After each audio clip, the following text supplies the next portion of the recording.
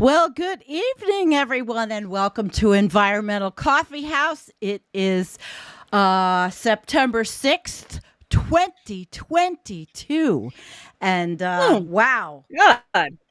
Where did the Yeah. time go? I don't know, but everybody's joining us, and already we've got quite a house full. We have a house full of a show, which of course Jennifer will go over, and I'll just say hello, human, and Groot. Groot will be seeing you, I think, and Dee Dee and Bila will be seeing you, and Kim, Karen, Gary, Jeffrey, all of our mods.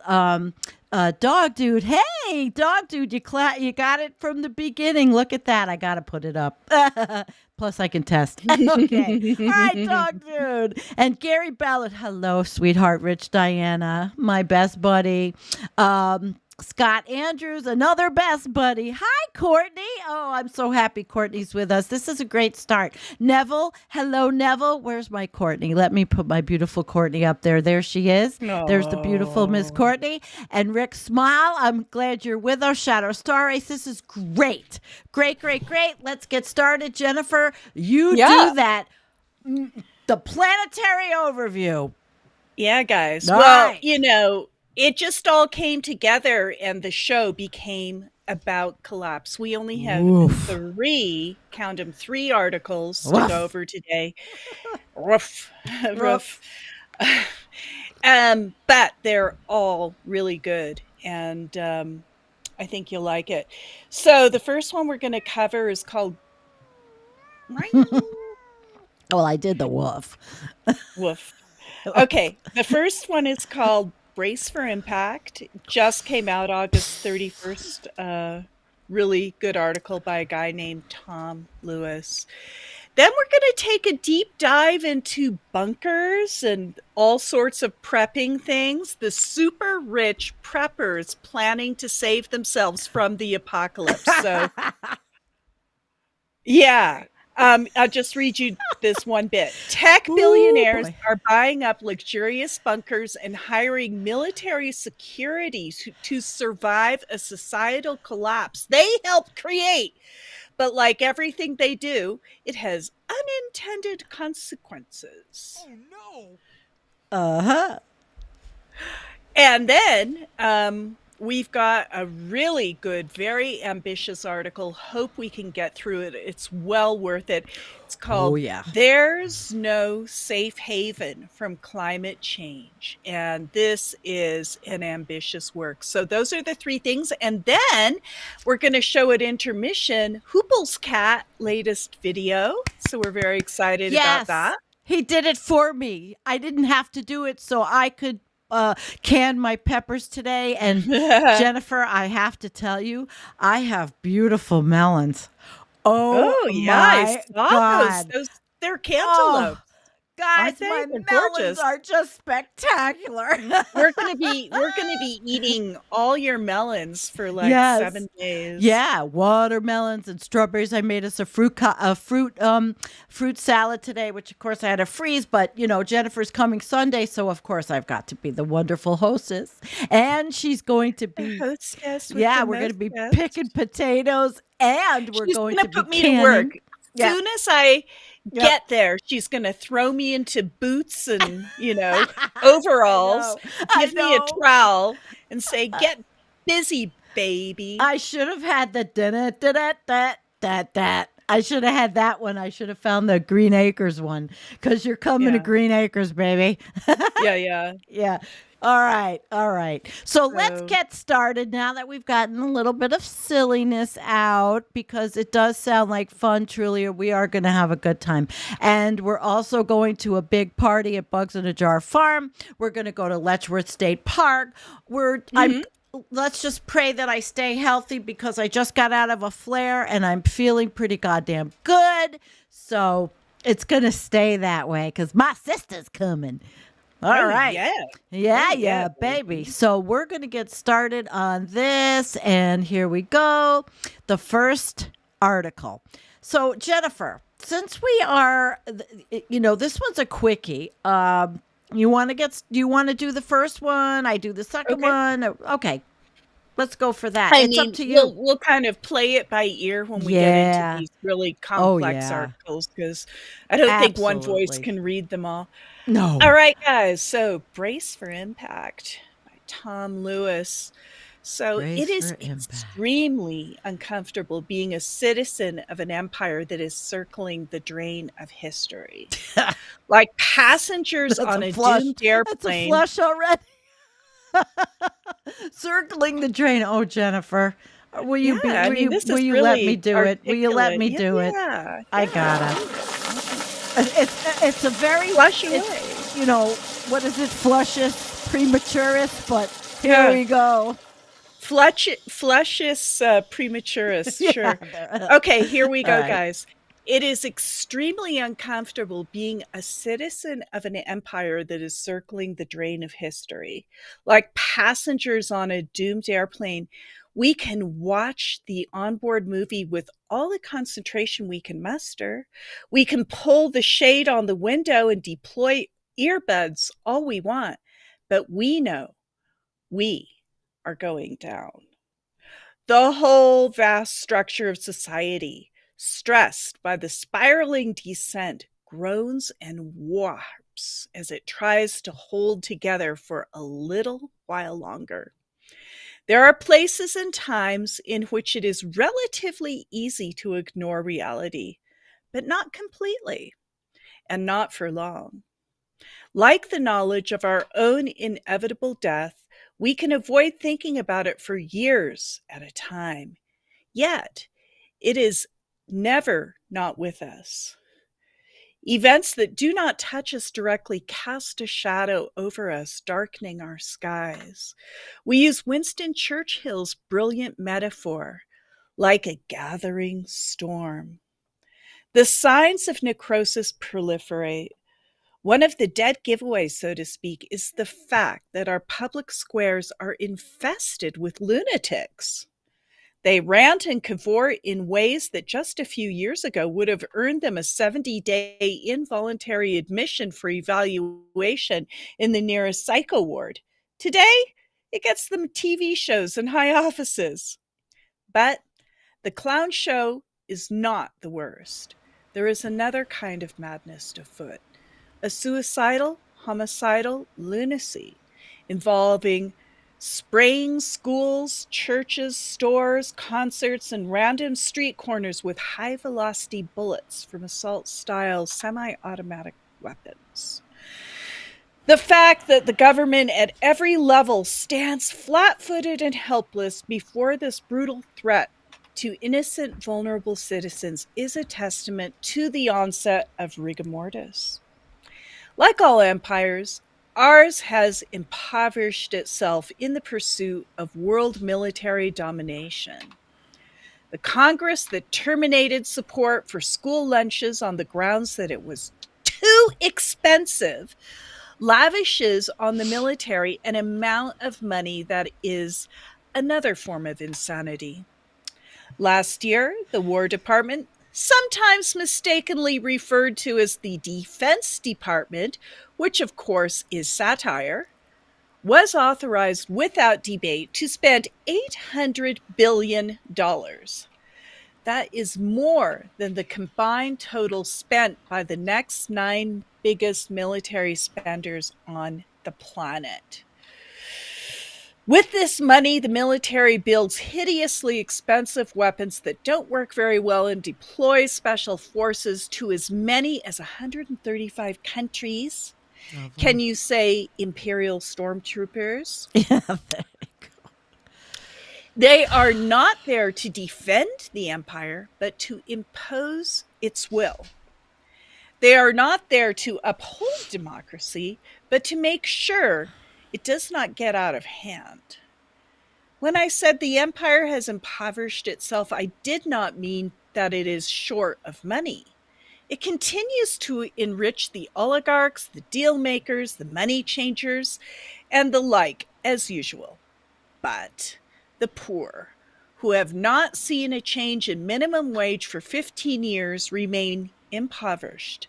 The sick and the injured who pay the highest prices in the world for medical care and medicine are impoverished. Women who have just lost the right in a large and growing segment of the country to an abortion is under any circumstance, are increasingly impoverished. The imperial government has become adept at showing us shiny objects to keep us distracted. For example, a recent reform allows Medicare to negotiate drug prices and is expected by many to lower drug costs. But a reading of the fine print shows that the reform does not take effect for 4 years.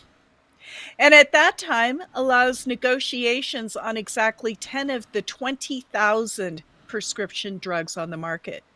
Can you say bread and circuses? The trajectory is downward. And we will soon be out of airspeed, altitude, and ideas. It's going to be hard to enjoy the rest of the flight, however fervently we might hope that our pilot, Sully Sullenberger, and our pilot is Sully Sullenberger, and that he will put us down safely in the Hudson River. Remember that? Yes. But we are going to have to try for the simple reason that there is no alternative. Wait, Sully, is that you? And I actually went and I did a little video search on Sully Sullenberger and he's watched cool. a little bit about that. And it was an amazing thing that he was able to land that jet in the middle of the Hudson River. Yeah, in the middle of the Hudson River, where I grew up, Hudson River. Yeah. Yep, where we didn't worry about tetanus, even though our parents told us not to go swimming in the Hudson River. Yeah. Yeah, No kidding. we were supposed to not worry about tetanus. Yeah. Yeah, well, I never got it, obviously. I don't remember if I had a tetanus shot. But yeah, the Hudson River was quite dirty.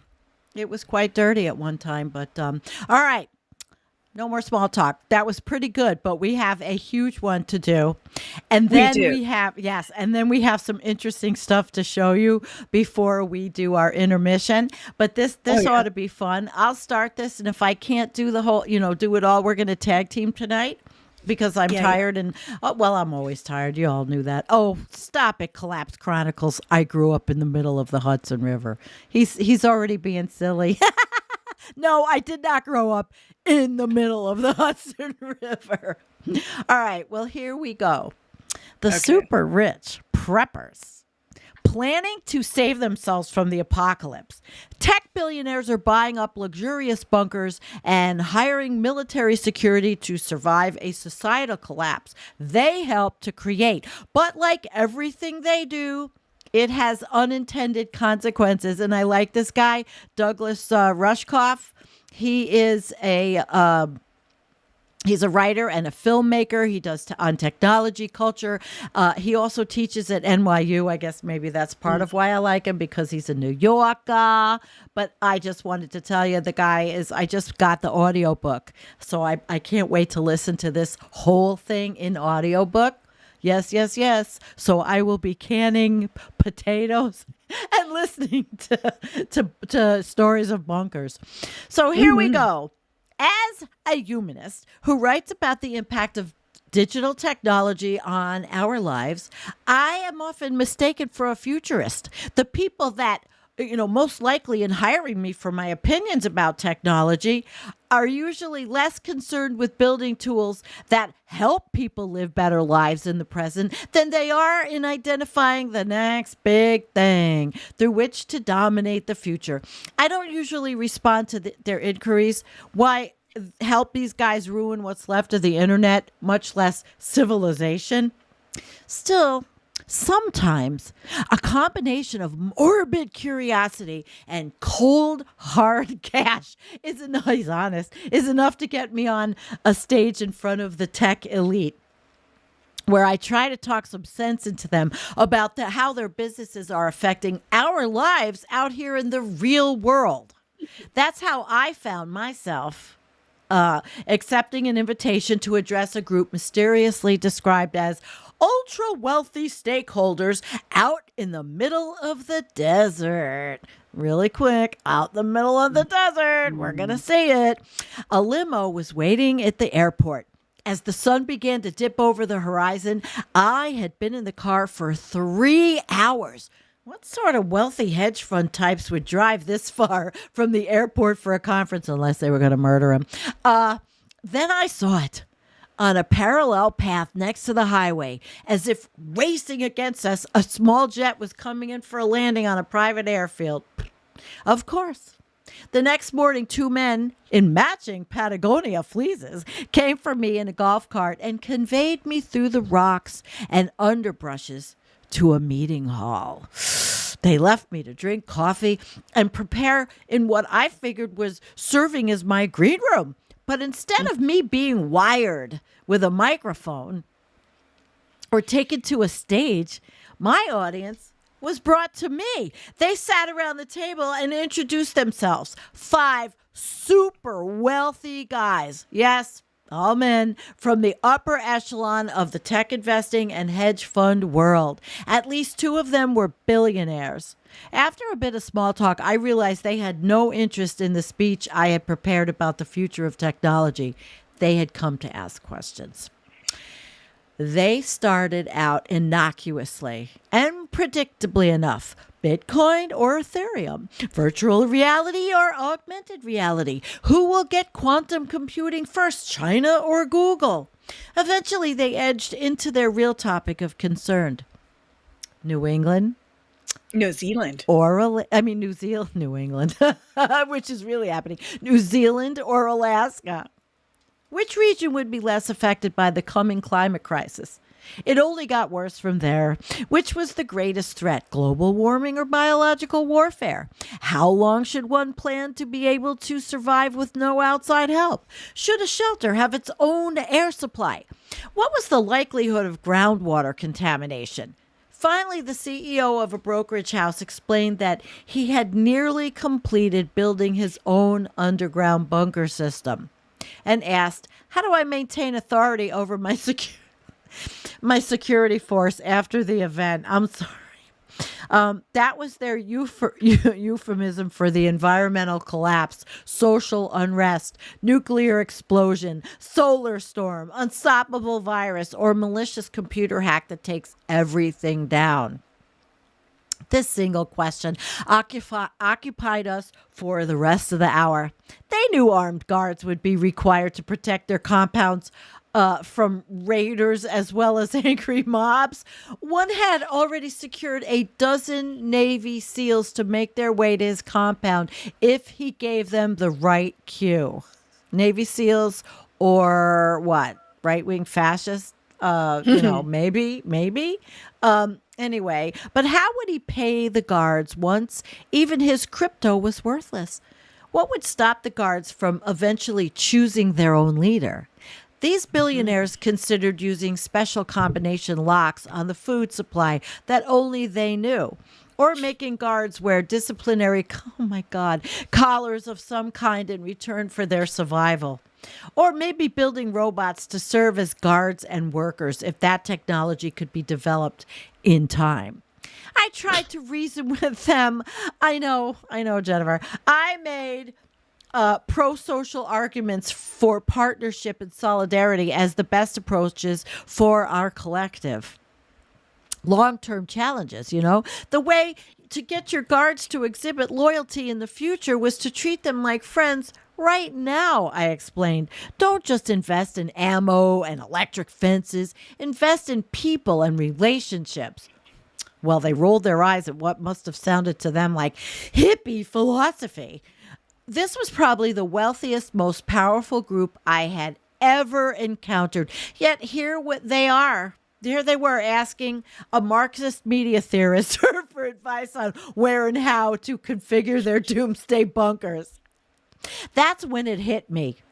At least as far as these gentlemen were concerned, this was a talk about the future of technology. Taking their cue from Tesla founder Elon Musk, colonizing Mars, Planeteer's Peter Thiel, reversing the aging process. Oh, please. Oh, please. Or artificial intelligence developers Sam Altman and Ray Kurzweil uploading their minds into supercomputers. They were prepared for a digital future that had less to do with making the world a better place than it did with transcending the human condition altogether. Their extreme wealth and privilege served only to make them obsessed with insulating themselves from the very real and present danger of climate change, rising sea level, mass migrations, global pandemics, nativist panics, and resource depletion. For them, the future of technology is only about one thing: escape the rest of us. Escape the rest of us. These people once showered the world with madly optimistic business plans for how technology might benefit human society. Now they've reduced technological progress to a video game that one of them wins by finding the escape hatch. Will it be Jeff Bezos migrating to space, Thiel to his New Zealand compound, or Mark Zuckerberg to his virtual metaverse?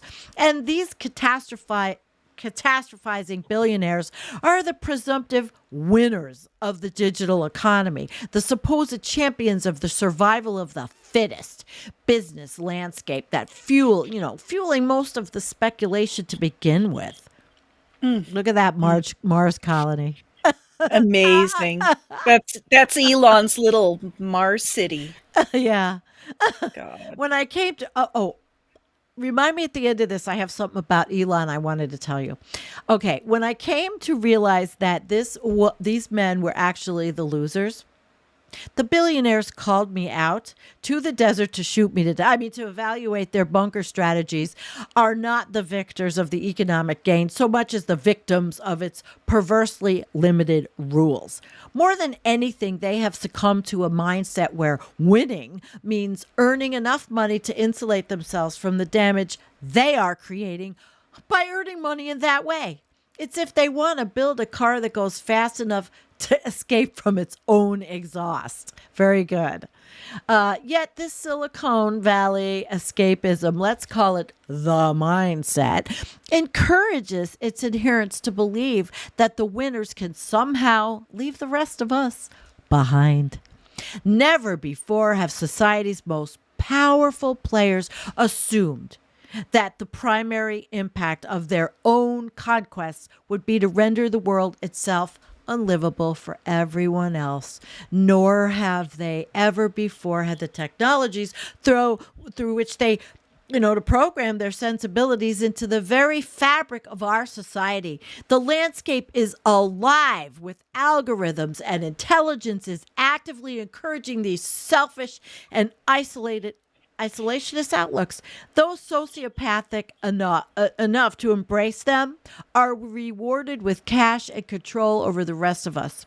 It's a self-reinforcing feedback loop. It's new. Amplified by digital technologies and the unprecedented wealth disparity they afford, the mindset allows for easy externalization of harm to others and inspires a corresponding longing for transcendence and separation from the people and places that have been abused. Instead of just lording over us forever, however, the billionaires at the top of these virtual pyramids actively seek the end game. In fact, like the plot of a Marvel blockbuster, the very structure of the mindset requires an end game. Everything must resolve around to one or zero, a winner, a loser, the saved or the damned. Actual imminent catastrophes from the climate emergency to mass migrations support the mythology, offering these would-be superheroes the opportunity to play out the finale in their own lifetimes. For the mindset also includes a faith-based Silicon Valley certainty that they can develop a technology that will somehow break the laws of physics, economics, and morality to offer them something even better than a way of saving the world. a means of escaping the apocalypse of their own making. And Jennifer, take it over. By the time I boarded my return flight to New York, my mind was reeling with the implications of the mindset. What were its main tenets? Who were its true believers? What, if anything, could we do to resist it? Before I had even landed, I posted an article about my strange encounter to surprising effect. Almost immediately, I began receiving inquiries from businesses catering to the billionaire prepper, all hoping I would like to make some introductions on their behalf to the 5 men I had written about. I heard from a real estate agent who specializes in disaster-proof listings, a company taking reservations for its 3rd underground dwellings project, and a security firm offering various forms of risk management. But the message that got my attention came from a former president of the American Chamber of Commerce in Latvia. Latvia, right. J.C. Cole had witnessed the fall of the Soviet Empire, as well as what it took to rebuild a working society almost from scratch. He had also served as landlord for the American and European Union embassies and learned a whole lot about security systems and evacuation plans. Quote, "You certainly stirred up a bee's nest," he began his first email to me. "It's quite accurate. The wealthy hiding in their bunkers will have a problem with their security teams. I believe you are correct with your advice to treat those people really well right now.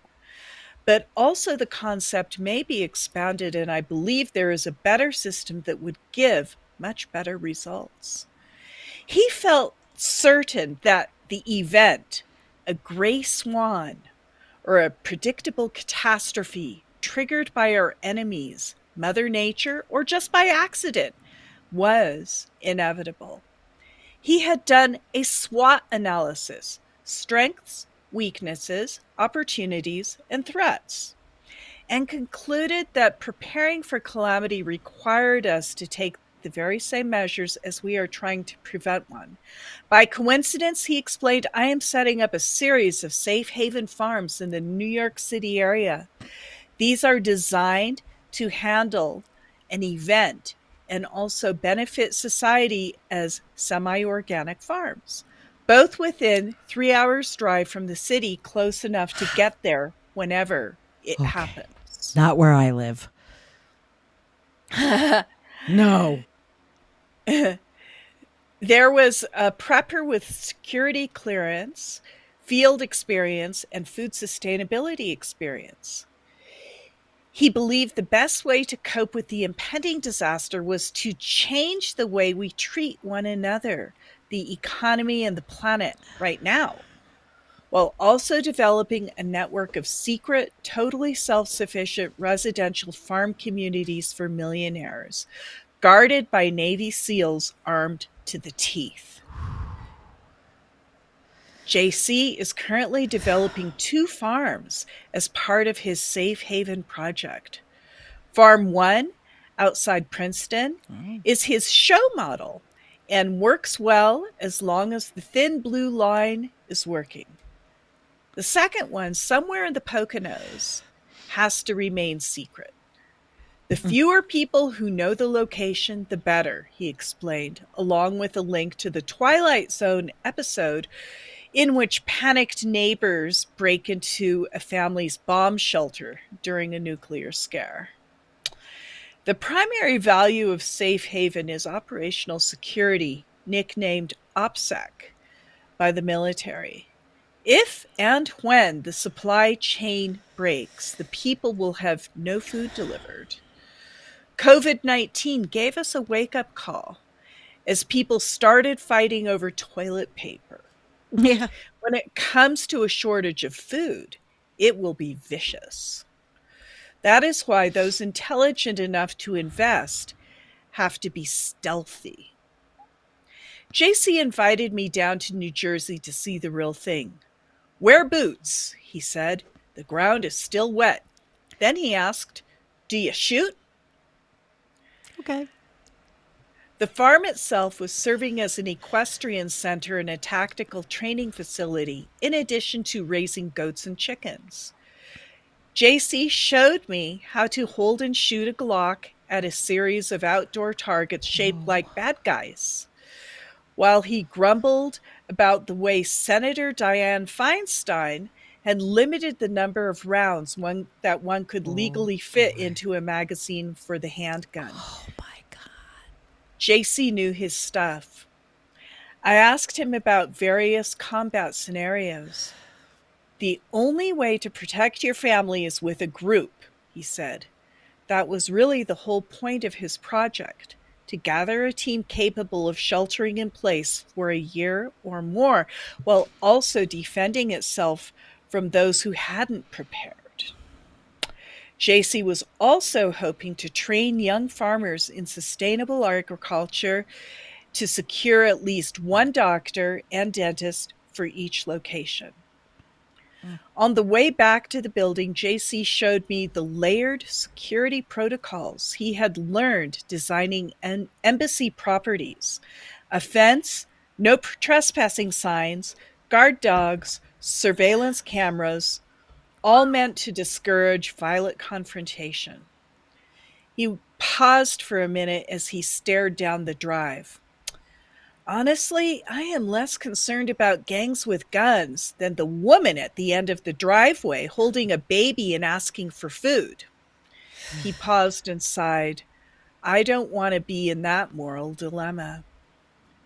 That's why JC's real passion wasn't just to build a few isolated, militarized retreat facilities for millionaires, but to prototype locally owned sustainable farms that can be modeled by others and ultimately to help restore regional food security in America. The just-in-time delivery system preferred by agriculture conglomerates renders most of the nation vulnerable to a crisis as minor as a power outage or transportation shutdown. Meanwhile, the centralization of the agricultural industry has left most farms utterly dependent on the same long supply chain as urban consumers. Most egg farmers can't even raise their chickens, JC explained as he showed me his hen houses. They buy chicks. I've got roosters.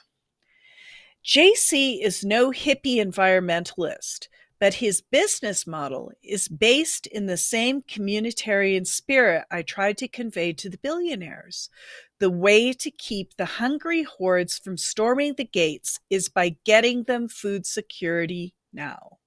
So, for $3 million, investors not only get a maximum security compound in which to ride out the common plague, solar storm, or electrical grid collapse, they also get a stake in a potentially profitable local network of farm franchises that could reduce the probability of catastrophic event in the first place.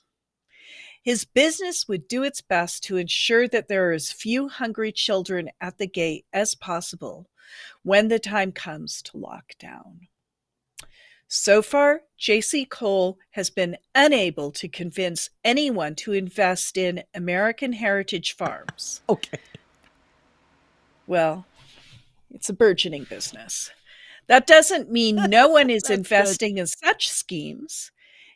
It's just that the ones that attract more attention and cash generally don't have those cooperative components. They're more for people who want to go it alone. Most billionaire preppers don't want to have to learn to get along with a community of farmers, or worse, spend their winnings funding a national food resilience program. The mindset that requires safe havens is less concerned with preventing moral dilemmas than simply keeping them out of sight. And there's a nice picture of the swimming pool that they will all enjoy at their little club. Their lovely pool. Vivos. Vivos actually is Spanish for life, which is very funny considering that it's called Vivos, right? It's, yes. Many of those seriously seeking a safe haven simply hire one of the several prepper construction companies to bury a prefab steel-lined bunker somewhere on one of their existing properties. Rising S Company in Texas builds and installs bunkers and tornado shelters for as little as $40,000 for an 8 by 12 foot emergency hideout, all the way up to $8.3 million luxury series Aristocrat, complete with pool and bowling lane. The enterprise originally catered to families seeking temporary storm shelters before it went into the long-term apocalypse business. The company logo, complete with 3 crucifixes, suggests their services are geared more towards Christian evangelist preppers in red state America than billionaire tech bros playing out sci-fi scenarios. There's something much more whimsical about the facilities in which most of the billionaires, or more accurately, aspiring billionaires, actually invest. A company called Vivos is selling luxury underground apartments in the converted Cold War munition storage facilities, missile silos, and other fortified locations around the world. Like miniature Club Med resorts, they offer private suites for individuals or families and larger common areas with pools, games, movies, and dining.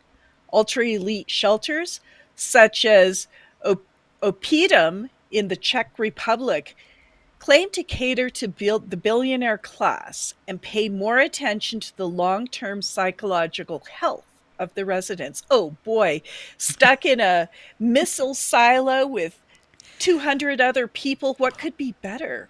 No, what could be? It'll be their. What If could be it's better? their family, forget it. They'll kill each other quicker. What could go wrong? Better get some little psych things going. Yeah. Long-term psychological health of residents. They provide imitation of natural light, such as a pool with simulated sunlit garden area, a wine vault, and other amenities to make the wealthy feel at home. On closer analysis, however, the probability of a fortified bunker actually protecting its occupants from the reality of, well, reality is very slim. For one, the closed ecosystems of underground facilities are preposterously brittle. For example, an indoor sealed hydroponic garden is vulnerable to contamination. Vertical farms with moisture sensors and computer-controlled irrigation systems look great in business plans. But, and on the rooftops of the Bay Area startups, when a pallet of topsoil or a row of crops goes wrong, it can simply be pulled down and replaced. The hermetically sealed apocalypse grow room doesn't allow for such do-overs. Oh my God, can you imagine being stuck in there? Holy crap. No. Oh my God, with a bad case of mold and a grow gone wrong. Jeez, no, horrible. I think it's ludicrous. And then put 50 other people and see how y'all get along. Oh, sure. Just shake them up and see how they mix. Just the known unknowns are enough to dash any reasonable hope of survival. But this doesn't seem to stop wealthy preppers from trying. The New York Times reported that real estate agents specializing in private islands were overwhelmed with inquiries during the COVID-19 pandemic. Prospective clients were even asking about whether there was enough land to do some agriculture in addition to installing a helicopter landing pad. But while a private island may be a good place to wait out a temporary plague, turning it into a self-sufficient, defensible ocean fortress is harder than it sounds. Small islands are utterly dependent on air and sea deliveries for basic staples. Solar panels and water filtration equipment need to be replaced and serviced at regular intervals. The billionaires who reside in such locales are more, not less, dependent on complex supply chains than those of us embedded in industrial civilization. Surely the billionaires who brought me out for advice on their exit strategies were aware of these limitations.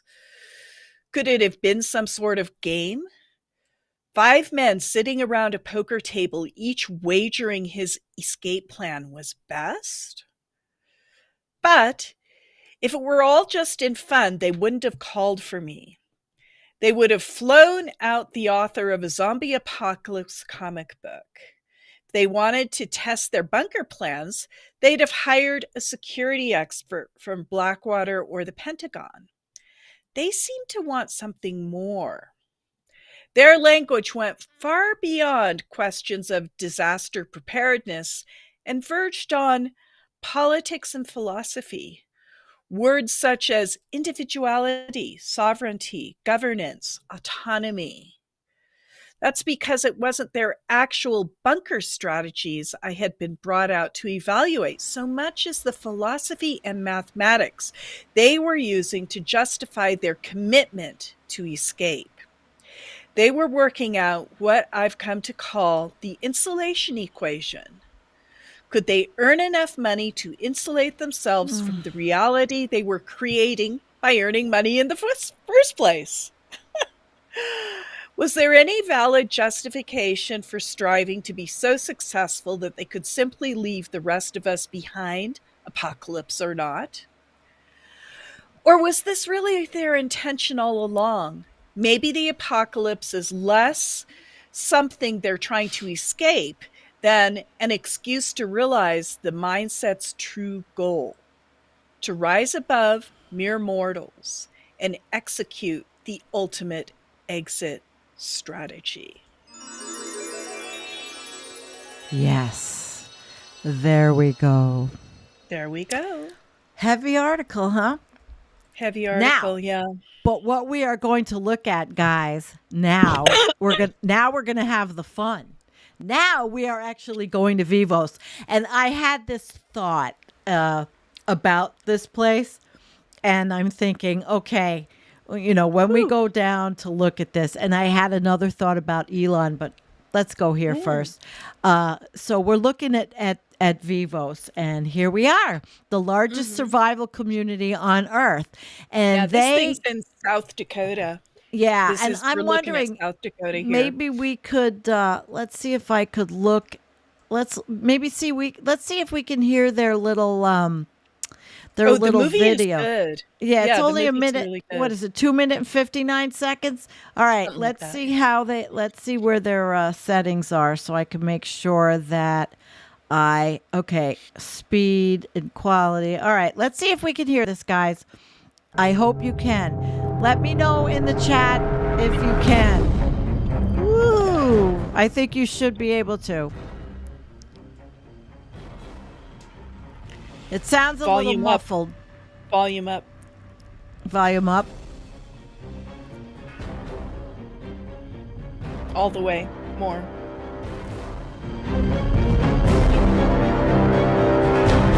Better? Little down.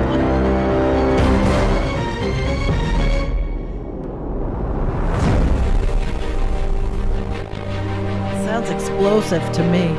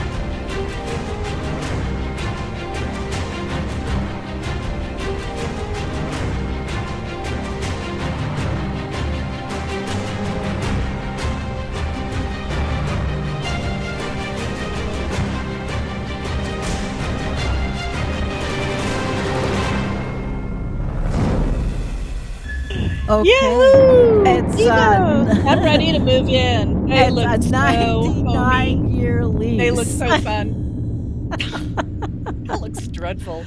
That Oh looks my really gosh. scary. Okay, so let me Don't tell be you. left out. Yeah, it's over. Let's see, where is it? Okay, it's over. Let me tell you something about what I thought.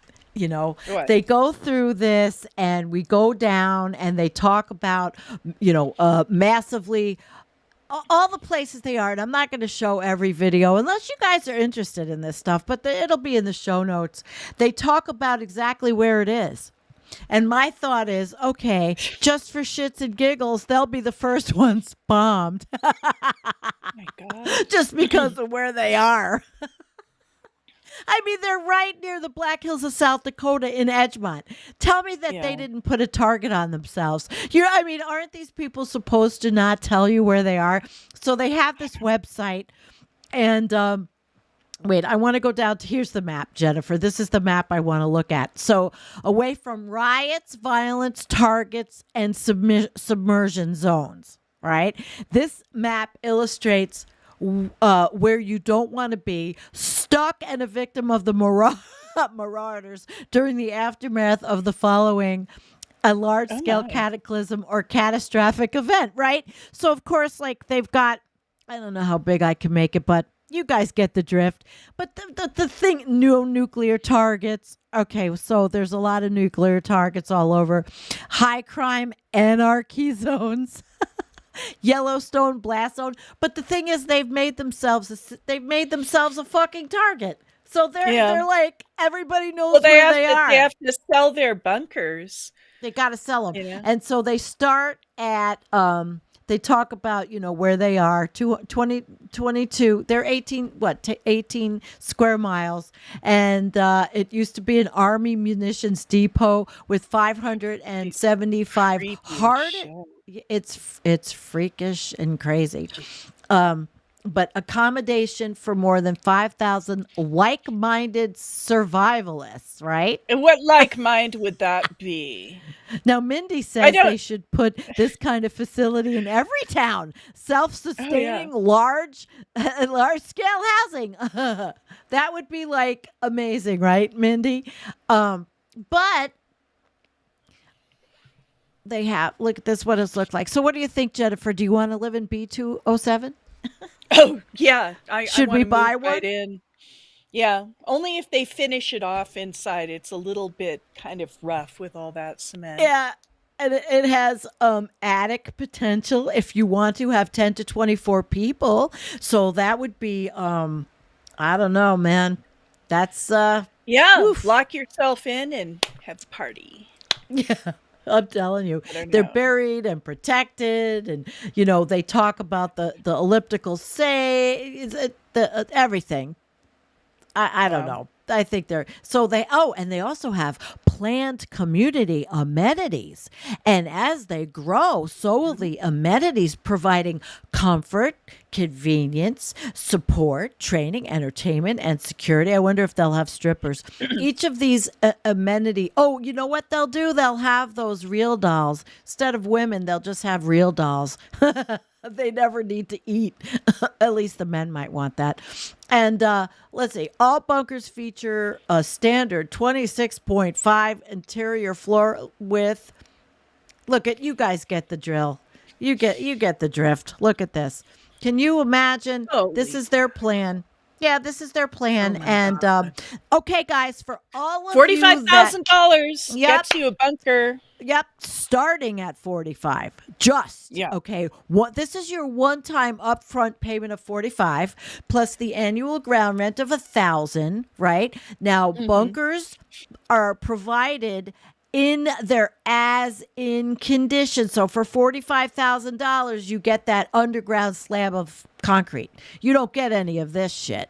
So you could also get your own coffin for $15,000 a person. Jesus. It's 16 shared bunker, and it's the creeps.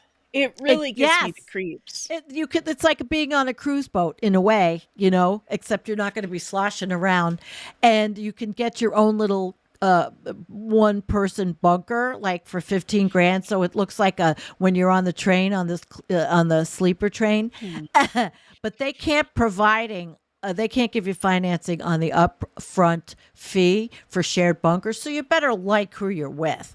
And then here comes the kicker: outfitting your bunker. Now this is where the big money comes in. So $45,000.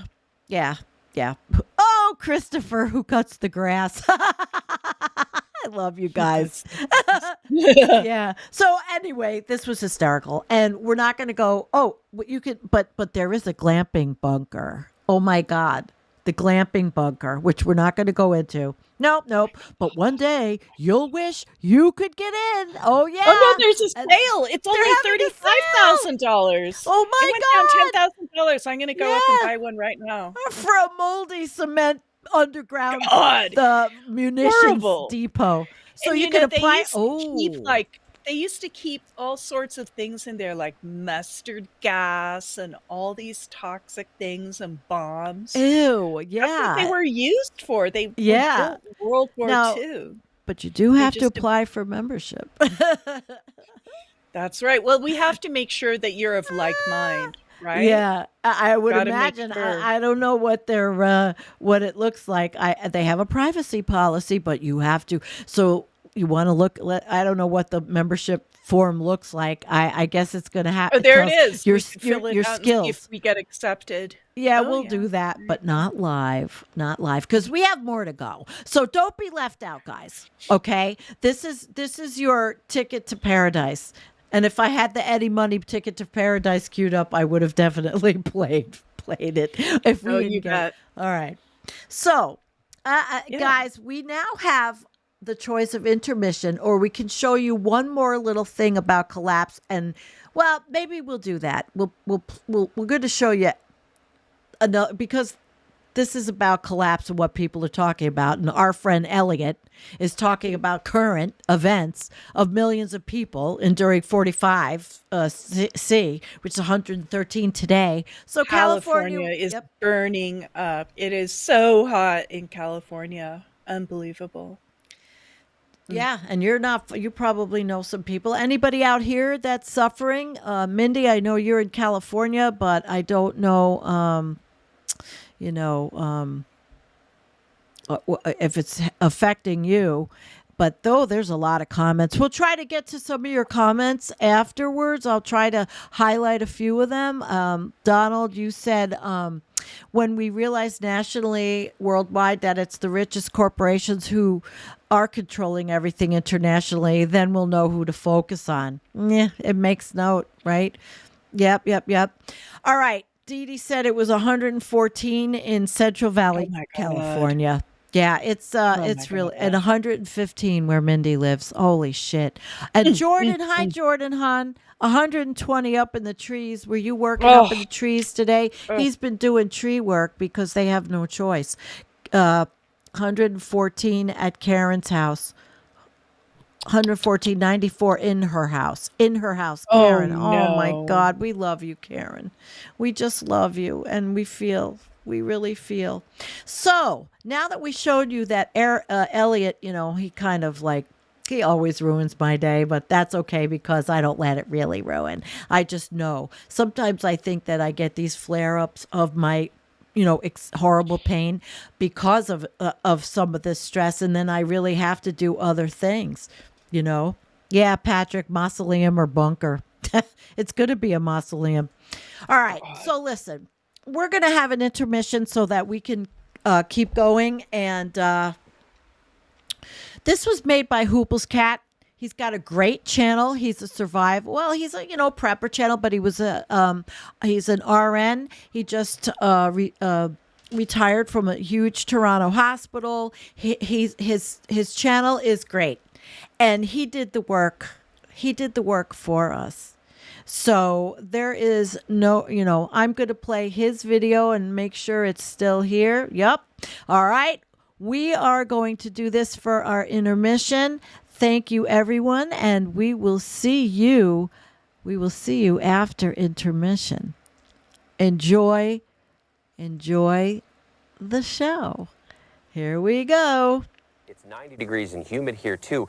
A lot of these buildings rely on water pressure to work their air conditioning, too. So you got people who can't drink water, who are also burning up, and people in their cars here, too. They're saying they're worried that they might run out of gas trying to get water just to get by.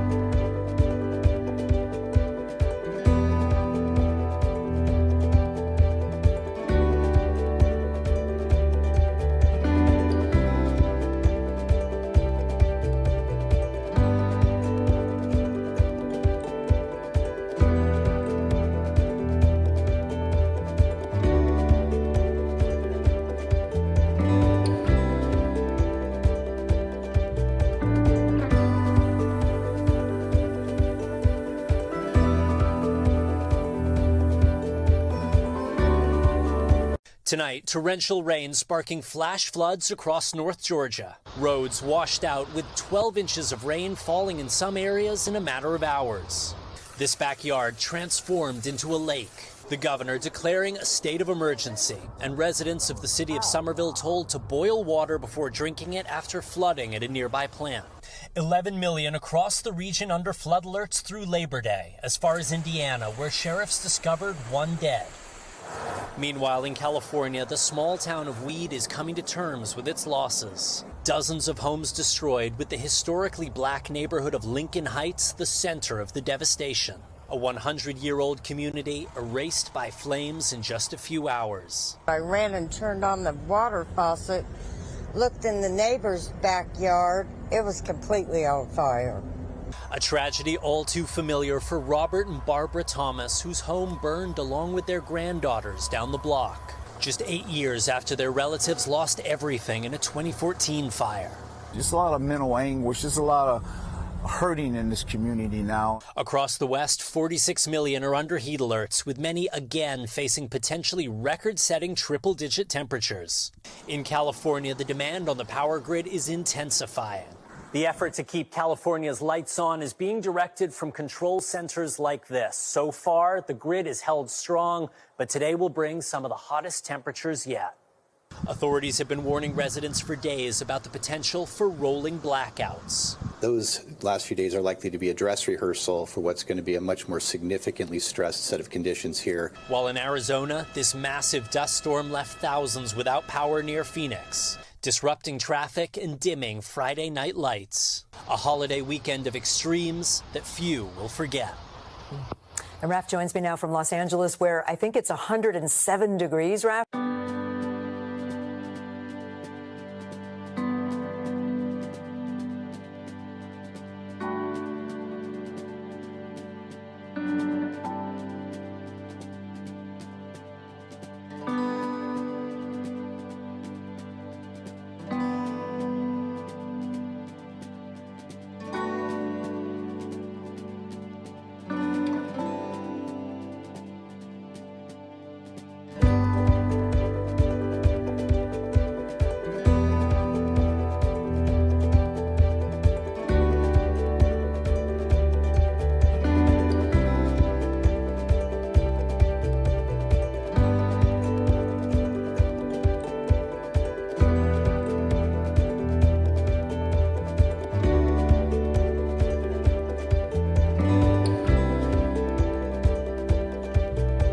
The federal government has even declared some counties in New England natural disaster areas. Aaron, crops in Connecticut have been deeply affected. Meanwhile, here in Massachusetts, some towns started implementing water regulations due to low flow in local rivers. And although the drought monitor says there has been a slight improvement, at this rate, the drought could last through this month. Farmers need relief to get through years like this, or there won't be any more farmers. It's been a tough summer for Hannah Tripp at Provider Farms in Salem, Connecticut. The drought has brought dry pastures and smaller fruits this year. It's devastating. You know, so much of it is out of your control. A struggle authorities recognized by declaring New London and Windham counties as primary disaster areas last week. This provides different types of federal assistance like emergency loans. It opens it up for future relief. So next year, Congress or the USDA may say, hey, last year was really bad. You know, these farms were without a lot of money. They can do a retroactive benefit to the producers, which is pretty important. As of this week, farmers in several counties in Connecticut can apply for the Economic Injury Disaster Loan. Meanwhile, in Massachusetts, the impact on rivers and streams is clear. These images provided by Massachusetts Drought Task Force paint the picture. A fish ladder was exposed because of lack of watershed, uncovered pipes, and rivers receding from the banks. Massachusetts River Alliance has been watching it all. Culverts with no stream coming out the other end. We're seeing places where it's just habitat that would normally support fish, turtles, other kinds of aquatic wildlife are not able to support that wildlife. The situation is so dire that kayakers on the Blackstone River in Uxbridge had to walk their kayaks to keep going. For that to happen in a state that normally is pretty wet, that we can rely on our rivers, we can rely on our precipitation, is pretty wild and indicative of the new normals we'll see with climate change going forward. And as of August 16th, the Massachusetts Department of Environmental Protection reported 168 systems implemented restrictions on outdoor, non-essential water use. We should note that in Massachusetts, the month of August was the busiest in terms of mobilization due to brush fires. There was close to 100 last month.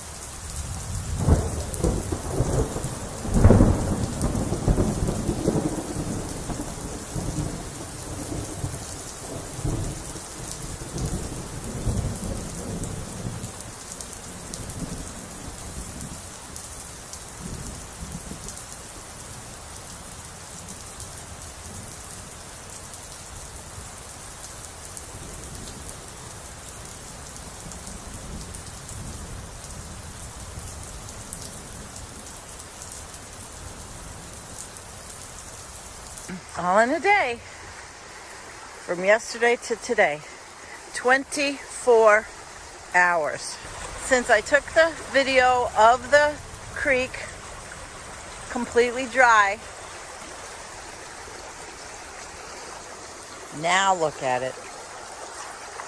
24 hours, not even. We did get a flood watch. In your wildflower garden. Nope, and they're all over.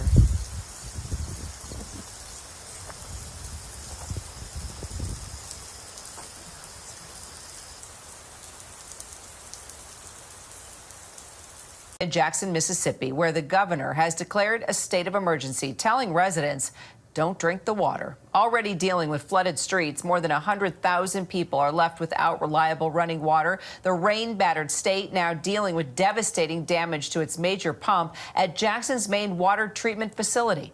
People in Jackson, Mississippi are being told to expect little or no drinkable running water for an undetermined amount of time. The lieutenant governor saying the water and sewer system is at the brink of collapsing. It means the city cannot produce enough water to fight fires, to reliably flush toilets. All Jackson public schools now switching to virtual learning indefinitely. In some parts of the city, the fire department is finding no water in fire hydrants, instead relying on the supply on board trucks. All of our units have 500 gallons of water on it, and the guys can use that water to sustain a lot of incidents. The warnings come after a pump at the city's troubled water treatment facility was damaged. There was a near certainty that Jackson would fail to produce running water sometime in the next several weeks or months. Unfortunately, that failure appears to have begun. Jackson residents have already been under boil water notices since last month when water samples found harmful contaminant levels, making matters worse, flooding from the Pearl River. cresting Monday just below major flood stage. You can see for yourself, River Road looks like a river this morning. This neighborhood is completely underwater. It's 90 degrees and humid here, too. A lot of these buildings rely on water pressure to work their air conditioning, too. So you got people who can't drink water, who are also burning up, and people in their cars here, too. They're saying they're worried that they might run out of gas trying to get water just to get by. Here, they're going to start giving out bottles of water in a little less than an hour now. I mean, you see what the line is for all these people. There very well could be people who show up a half hour early or more who might not be able to get water bottles here today because the demand is so high. That's not the fault of the people who are handing out the water bottles here, too. And there are distribution sites all over the city, a lot of them at fire departments and things like that. But this is something that the city is kind of figuring it out as they go, because even though Jackson has had these recurring water problems, this is a significant escalation here. This video was brought to you by a Very Spoiled Terrier production, 2020. And that was Hoople's cat, and I suggest you all go and give him a sub. Great channel, lots of great tips on survival and just everything. He's a good channel. So what'd you think? Oh, it was a brilliant video, and it just is so clear that it's happening now. I mean, you know, we never used to hear about towns being out of water indefinitely, cities being out of water indefinitely. Except for Flint. Flint was the big one. That's true. Yep. That was That's happening. the starting. So, you know, our infrastructure's breaking down, and we would rather spend money on bombs and military than giving kids lunch at school. So that just tells you who some people are. I'm not saying who we are, because I don't think that anybody here believes that, but no, you know. Nope. All right, so we have got, it's going to be a little bit of a longer show because we do have a really good ending. And I'm going to, so let's start this article, and yeah, I think that it's worth taking the time. We're going to tag team this one. And Jennifer, why don't you start? This is David Lauterwasser, and you wanted to start because you wanted to talk about this. Okay, let me take a look at your thing. Okay, so this is what I wanted to point out. You know, I'm really into shapes and patterns. What we're looking at here, clearly, it's the English Channel, right? And then France is on the other side. And then we all know Dover and Calais, right? That's the narrowest point. But when England used to be not England and Scotland, but connected to the mainland, that entire English Channel did not exist until there was a massive flood event, and it broke through. So that closest areas where the chalk begins, and there's a chalk ridge that goes all the way from England through to France on the other side. Wow. And during one of the ice ages, I'm not sure if it was this last ice age, I think it was actually earlier than that, the ice extended pretty like 3/4 of the way down England. And then when it started to melt, there was a massive lake to the south, to the tune of like Lake Superior or more, you know, and it backed up. And then look at Holland, look at the Netherlands. Do you see that area there where it's all like broken? And then look at the other side where the Thames goes in to London, and that actually, all that land was lost, you know, and that's where it like blew up, and it went, you know, you can see like how it made this big puddle, and it went to the Netherlands and to the other side of England. Then it broke through the chalk, you know, the chalk. Fascinating. It's chalk fascinating. barrier, and it ripped through, and there's some hugely deep currents of this massive inexplainably large, you know, it was from the melting glaciers, and it ripped through, and it ripped all that land away. And the English Channel is actually very narrow, and it's riven by these rivers that have cut through the bedrock, actually. So it's quite interesting, the geology of that area. Sure is. I need to say that. Thank you. Thank you. Yeah. All right. So you can start this. He has a disclaimer, but none of us here, we can, it's about triggering, and we can handle it. Go for it, Jen. Slowly, the global north is starting to realize that it's not invincible to climate breakdown. Savanna, dry shrubland, semi-arid steppe, desert, it's hard to tell now. Disclaimer. If you're suffering from eco-anxiety, solastalgia, or similar mental health issue, perfectly reasonable reaction to the collapse of everything you hold dear, this article might be a trigger for you. Proceed at your own risk. It feels strange, admittedly. We are witnessing nothing less than the breakdown of the global climate in real time, right on the screens of our phones while we sip our morning coffee or commute to work. We just keep scrolling, keep sipping, keep on working. The content has changed over the last few years. It has gotten a lot gloomier lately. But the daily routine hasn't. Not yet. Those irreconcilable opposites, a dying world on one hand, our petty lives as wage slaves on the late stage capitalist economy on the other, leave us to ponder existential questions. What can we do? How can we prepare? Is there a way to survive what's coming? Some people assure us there is a way out, a get-out-of-jail-free card for climate change. Sometimes it's planting trees, sometimes new technologies such as nuclear fusion or carbon capture and storage, and sometimes the mere belief that necessity is the mother of invention. The invisible hand will solve all our problems. Usually, it's the people whose well-paying jobs depend on the continued existence of the system and the continuance of business as usual, who reassure us that everything is under control. Each passing day, we believe them less. I remember well how, about a year ago, the results of a new study on climate change were proclaimed proudly in the Western media outlets and throughout social media. The study, published by a university in the United Kingdom, seemed to conclude that, surprise, surprise, only developed Western countries are safe. The best places to live to avoid climate change, as one online outlet put it, are in New Zealand, Iceland, the UK, Australia, and Ireland, in descending order. Avoid climate change. Now that's a heavy dose of hopium.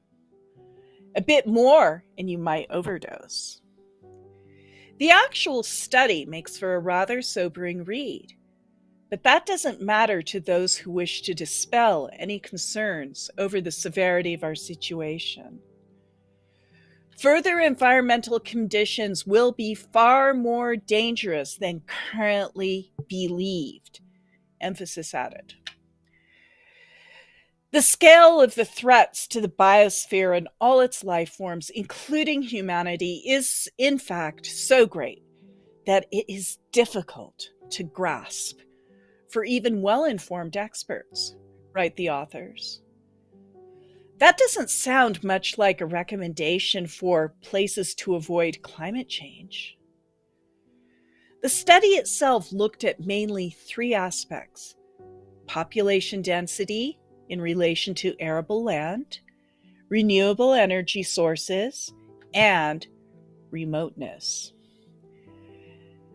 This is obviously a very limited perspective, and it omits a large number of other crucial factors, such as freshwater availability, abundance of wildlife, forested area, food security, pollution levels, subsistence, and survival skills among the population, levels of self-sufficiency, dependence on modern technology, social stability, and others. But how did the study hold up for 1 year after it was published? From what we've seen so far this summer, of the countries of the top 5, especially the UK, doesn't seem like a particularly safe place in regards to climate change. And neither does the rest of Europe. Remember, as a result of the countless exponential graphs describing the great acceleration of the last century, excuse me guys, I've got a little cough. Greenhouse gas levels and hence climatic instability are now bound to increase exponentially as well. What we've seen this year is merely a foretaste of what's yet to come. Population density is a factor that will play a crucial role in how the collapse will unfold. The UK has an average of over 280 people per square kilometre, about 4 times that of Ireland, which is the number 2 in terms of population density in the top 5 list compiled by the researchers. To make matters worse, the United Kingdom imports almost half the food it consumes, and in the event of breakdown of supply chains, famine would be widespread occurrence, especially during the winter months. Same goes for Ireland, which imports a whopping 80% of its food. But even Australia and New Zealand, 15 and 20% respectively, would run into trouble soon enough if supply chains would collapse, especially considering that such collapse would also mean that chemical fertilizers run out in a matter of months. The so-called green revolution is often credited with doubling food yields, and so a sudden unavailability of the fertilizers and pesticides that facilitated this increase would cut agricultural production by at least 50%, considering that soil health has decreased dramatically since the Green Revolution and as a direct result of it.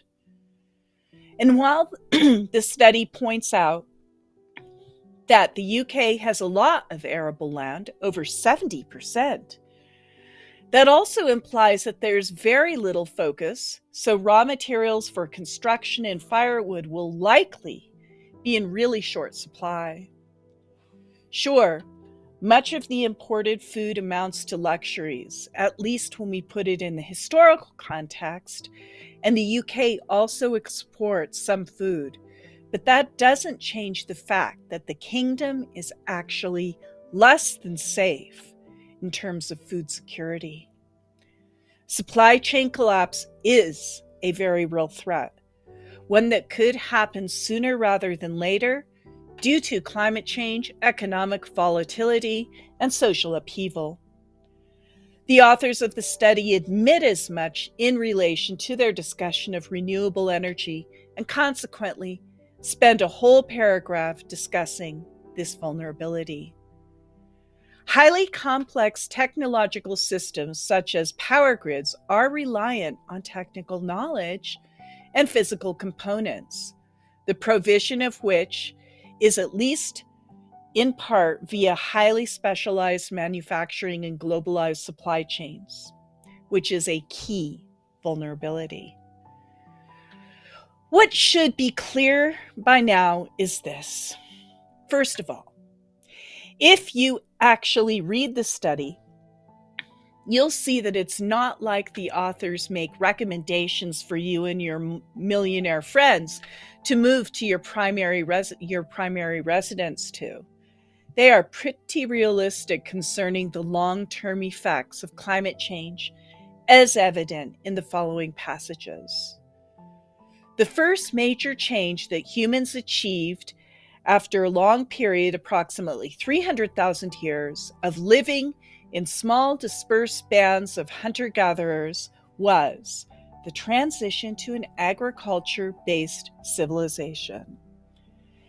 This was enabled to a large degree by the shift approximately 10,000 years ago to a warmer, more stable interglacial climate at a global scale than has been characterized as the Holocene.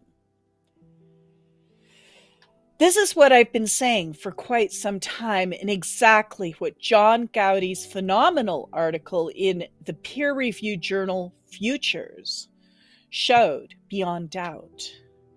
Civilization requires a stable climate, and a stable climate is a thing of the past now. Hence, civilization will soon be a thing of the past as well. The Earth system, characterized as Gaia, is a self-regulating mechanism, and observable shifts in the behavior of the Earth systems may be manifestations of balancing feedbacks resulting from the strong and growing perturbation for human activities. These may have the potential to fundamentally undermine the agriculture-based civilization that has flourished in benign Holocene conditions. Civilization, in its various iterations, has steadily increased its control of nature over the period that spans those abnormally stable climatic conditions. And this control has increased exponentially over the past 2 centuries. But, as Joe Tainter has pointed out in his magnum opus, The Collapse of Complex Societies, the law of diminishing returns kicks in soon enough. The law of diminishing returns says that as society progresses, it will get ever less bang for the buck. Society will find itself using ever more resources, for instance, just to keep economic growth from stagnating, until it reaches a point at which, no matter how many resources you consume, growth begins to decline. Needless to say, we are very close to this point right now. Civilized societies seldom learn from their mistakes, a symptom of their inherent arrogance. And so nobody seriously suggests that a different approach might be advisable. The only way that this culture can go forward, a literal application of the myth of progress to cultural change, doing ever more of what it did, somewhat successfully so far, if increased control over the natural world has led to the highest standard of living, quote, according to tautological standards that the dominant culture sets itself, then the only possibility left for this culture is to increase control even further. An attempt to control the global climate itself is the current proposal among the elites, although most of them don't dare to publicly confirm it yet. The biggest challenge facing humanity may be the long-term survival after the bottleneck of collapse that becomes a high probability event in such circumstances, writes the authors of the study referenced above. How anyone in their right mind can read how to avoid climate change between the lines here is a mystery to me, yet this is what happens all too often. People in the global north seem overly confident that they are relatively safe. Consider the following map compiled by UK-based energy comparison services.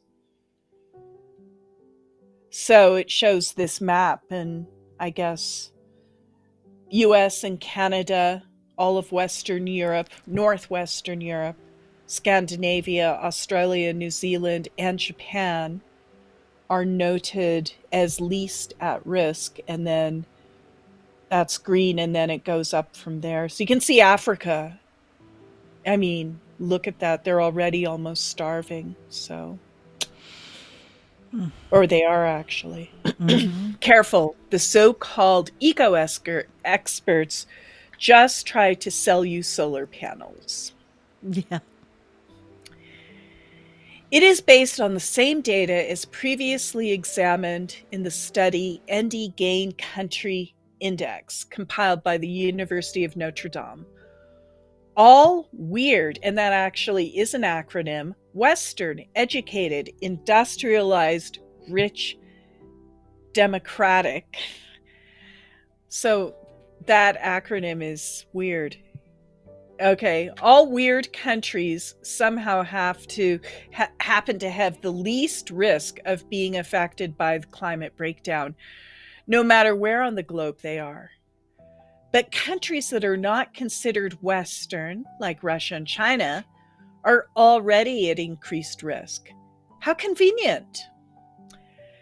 I often have the feeling that Western researchers, thinkers, politicians, academic institutions, and even mainstream environmentalist organizations have a massive bias that's obvious to see for anybody who's either not a Westerner or doesn't live in a developed country.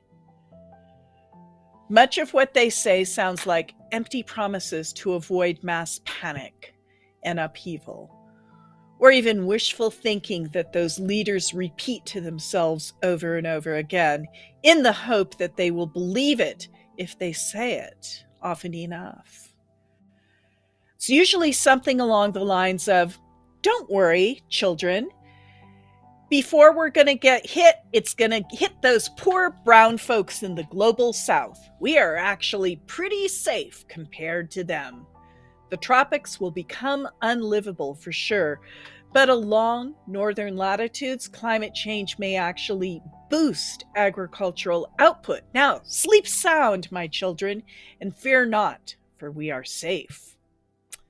Not in those exact words, mind you, but with this implicit meaning. Apparently, another thing many people seem to include in their consideration as to where it is safe is financial liquidity, and evidently, they believe that climate breakdown can be alleviated by throwing bundles of money at it. Reality looks different. Yes, rich countries can hand out money after natural disasters that help rebuild infrastructure and homes, but that only works so many times. If the disasters start coming each year, even rich countries will sooner or later have to abandon their citizens to their fate. To a certain extent, this is already happening in Florida for quite some time now, as insurance companies pull out of state and leave homeowners with no options but to pay a lot more out of their own pocket or go uninsured. More importantly, and I feel ridiculous even having to point this out, you can't eat money. Once the system is down, it will be nothing but useless colored strips of paper. Yes, in the short term, rich countries can buy up staple food in bulk on the global market, but this is not a very sustainable strategy. How is this supposed to work if supply chains are down? What if people from developing countries don't want to export their surplus to Western countries anymore? Will the UK again invade every nation that doesn't give them what they want? Many people in the global south, especially those residing or born in rural areas, still know how to farm, how to forage for food, and how to hunt, trap, and fish. Those are some of the basic skills being taught from generation to generation in those cultures. In the West, we learn algebra and the periodic table and read boring old books. considering that climate breakdown will inevitably lead to the eventual collapse of global civilization. What the authors of the study quoted repeatedly in the above have neatly termed a decomplexification event, so that nobody can call them alarmist. And obviously, the collapse of the entire financial and economic system as well. It does not make much sense to look at the current financial security as an indicator for safe spaces. The entire world is being affected, and the effects are of catastrophic dimensions. What really makes a society resilient is not its present level of monetary affluence, infrastructure, and overall development. Precisely those cultural characteristics commonly found in the global South. Intact kinship networks, small-scale societies centered around a village, short supply chains, diverse subsistence strategies, knowledge of farming, herding, foraging, pottery, weaving, natural building, herbal medicine, and other basic survival skills, functioning local communities, and a culture of cooperation and moderation, as opposed to the Western model of competition and excess. So where does the global North's false sense of security come from? Why do so many people believe the West will remain relatively unaffected? Maybe the reason is to be found in its inherent chauvinism. Western society remains, as a whole, relatively ignorant of any suggestions that it can learn anything from societies it considers less complex, less developed, or otherwise inferior. Surely it is the apex of social evolution, and if anyone will be affected, it won't be the techno-industrial epicenters of culture and innovation. But the West is only great in the stories it tells about itself. The truth is far less flattering. It reached its place in global pecking order through lying, deception, cheating, exploitation, theft, extortion, rape, torture, murder, tyranny, genocide, annihilation of ecological destruction on a truly epic scale. Its greatest achievement is a way of life. Its greatest achievement is a way of life so hopelessly dependent on fossil fuels and other non-renewable resources, and thus the destruction of the biosphere, that any attempt to make it sustainable is a Sisyphean challenge forever doomed to fail, just when it seems that victory is in sight. The West thinks itself superior because it wins a game whose rules it wrote itself. Well, the truth is obvious to everyone else. They are just people like everyone else, quia pulvis es et in pulverem revertis. And I think that means something like that which lives will go revert to dust, or something to that effect in Latin. Nobody, not even scientists, are safe from the various psychological biases that taint our perspective on things. And the kind of thinking that sees the global North as relatively safe is distorted by a whole panoply of different biases, like the expectation bias that leads researchers to publish data that correspond to their expectations for the outcome of a study, and leads the public to believe those findings easier. Others are the compassion fade, neglect of probability, escalation of commitment, illusory truth effect, confirmation bias, subjective validation, and, most obviously, the optimism bias. But how optimistic can we really be? Every few months, we see a new article reaffirming the obvious trend. Everything is happening faster than expected. Experts have not, worried. Experts have become worried, concerned, shocked, stunned, terrified, desperate, aghast. Like you say. Yes. And once the media started running out of adjectives to describe the scientists' dread, flabbergasted. We know things are serious when climate scientists are becoming flabbergasted by the climate crisis. Europe currently looks like the Middle East on satellite images, or like Mexico in a Hollywood movie. It is experiencing what experts have termed the worst drought in 500 years. Maybe you remember the worst drought in a century of 2003. And we can be pretty sure to see the worst drought in a millennia a few short years from now. The United States are actually experiencing such a millennium drought right now. That's what climate breakdown means.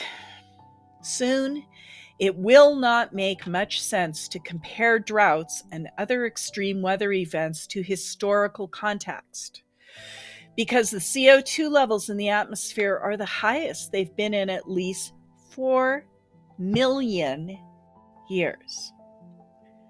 This means we've entered territory that no human being, meaning no member of the genus Homo, has ever experienced.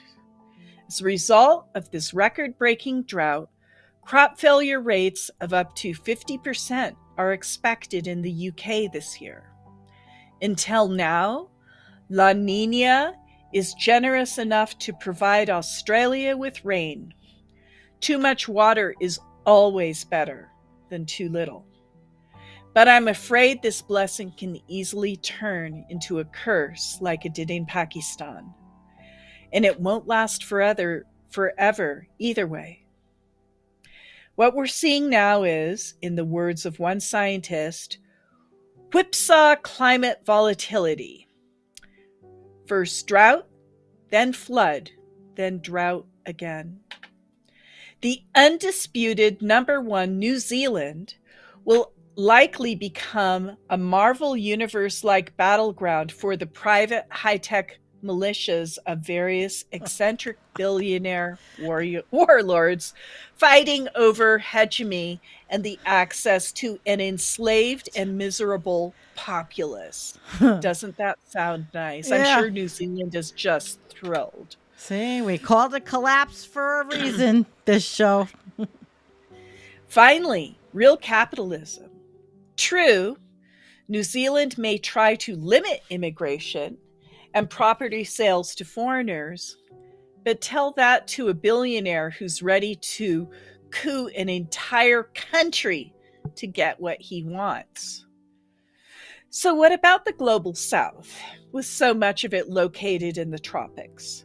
Admittedly, there is no shortage of articles claiming the tropics will become uninhabitable, unlivable, and straight up deadly very soon. But they all focus on a wet bulb temperature, meaning the temperature measured in a thermometer wrapped in a wet sock spun around in the air, of 35 degrees Celsius or higher, which is the point at which the human body can no longer cool itself through sweating and starts overheating. This combination of extreme heat and humidity leads to severe adverse health effects like organ failure, and ultimately causes death, and even in the healthiest of individuals. It is definitely a real threat. Singapore, for example, has warmed at a rate of nearly double that of the global average. And the temperatures are sometimes dangerously close to wet bulb temperature 35. in India, Pakistan, and a few other places. Yet, declaring the entire tropical belt unlivable means falling victim to the same fallacy that assumes the end of the world is near. What's near is not the end of the world, but the end of civilization. The world will continue to exist, and at least some human cultures are sure to survive. But the superimposed social construct we call global civilization will end. The fallacy here is to assume the dominant culture means everything. This culture isn't everything. We think it is because it stretches from horizon to horizon, but it is not. It is a system in its death throes. Its decay has started decades ago, and now it's too late to do anything about it. Death was inevitable, as it always is. But death is not the end. It never is. So if you hear that the tropics will become uninhabitable, what that really means is the dense urban centers that the dominant culture has created, the rainforest will not become uninhabitable, at least not for a very long time. And if you live among trees in the countryside, your place will not become deadly anytime soon. How do I know this? There is an interesting study from Brazil that contains crucial hints. A team of researchers collected the wet bulb temperatures throughout a public park in the city of Cuiabá, Brazil, at different times of day in both dry and rainy season. During the most humid period, usually in the afternoons in the rainy season, the team measured wet bulb temperature between 28.2 and 33.2, while the temperatures almost reached harmful levels where the ground was covered in asphalt or concrete and trees were sparse. The wet bulb temperature was considerably lower in areas with denser tree cover. And remember, this is in the middle of a city, and cities are usually around 3 degrees C, but up to 10 to 15 degrees C hotter than the surrounding countryside. Wow. Cities will become first uninhabitable, then unlivable, and finally deadly. As long as your house is surrounded by trees, you'll be fine for a bit longer. Try to make that happen. To be perfectly clear, I am under no illusion that the global south will be better off. We're all fucked equally, just in different ways. In a globalized world, whatever happens to one region has ripple effects throughout the global economy. It's just that those metaphorical ripples are slowly starting to look like tsunamis. But if I had to decide, I would rather experience climate breakdown in a society that has been through hardship before and has thus realized that the traditional ways are more resilient than the kind of high-impact lifestyle development has to offer. I would rather live in a society that remembers a time before the overabundance of fossil fuels that caused this mess, in a place where the favorite pastime of people is basically hunting, fishing, gathering, and napping, and where every home has a small, diverse, multi-layered garden in the backyard. While nobody will remain unaffected, it will be those societies that have the best chances of survival, not the soft-handed, rootless, immunocompromised, over-socialized, domesticated Western urbanites who depend on the global economy to cater to their every need and wish. Beware if you belong to the latter category. I did, and the anxiety of it almost killed me, which is why I moved from Central Europe to the tropics of Southeast Asia. It seemed like a bold move at the time, but it might turn out to be the best decision I've ever made. At least in the global south, a simplified life is still possible. Even if all our efforts turn out to be futile, I'd rather spend my last years tending my little jungle garden than toiling away in some office or factory. You don't have to move to the tropics, but I suggest that you get out of the city as soon as possible. Whatever will come after civilization, it will not originate in the cities. Governments are not going to save you, and neither is Greenpeace. So you have to try to save yourself. Try, by all means, get a few friends on board and try to create an alternative way of life. I'd be glad if you prove me wrong and help build a truly sustainable culture in the middle of Europe or North America, independent from and immune to the dominant culture, weathering climate breakdown and unprecedented social upheaval. Chances are slim for you and me, but I hope at least one of us will succeed. In any case, I refuse to believe that the West will emerge unscathed from the seething cataclysm it has unleashed unto this world. As I say so often in my writings, in the end, you will reap what you sow. And that's it. Well, I would say that was pretty damn good. Yes, it was. Thank you, Jennifer, for doing that so well. And thank you, everybody. It's been a long show, but it was worth it to go through this. And that's why, we called it collapse, because we went through the collapse literature. That's what I did. Jennifer, actually. And all of these articles and blogs and writings are very, very current.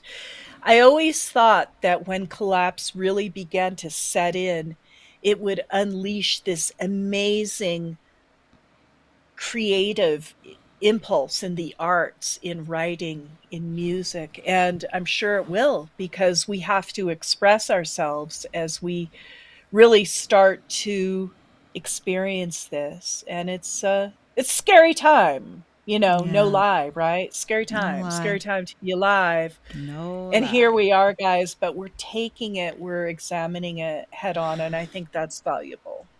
Here we are. We are. I think that I think we had a good show, and I'm really hoping you guys all got something out of it. And we're going to end with, I have updated something, so listen to what I've updated. It's got the words, and we love you. Jennifer will be with me Sunday. Mm-hmm. Yes. Lots to look forward to. Yep, for a week. Lots to look forward to. Jennifer, I love you. Thank you so very much for everything. And I will see you next week. Guys, thank you. We are going to end with this.